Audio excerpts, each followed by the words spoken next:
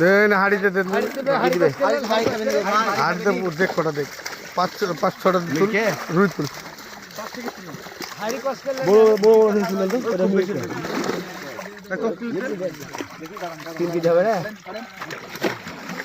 আরে পানি দেওয়া লাগবে না, দেন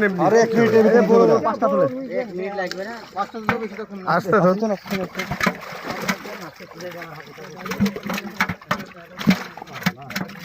এই দোতন ভাই ধরেন না, মাছ গেল তো কি হলো, মাছ চলে গেল তো কি হলো? আচ্ছা 5টা দেন।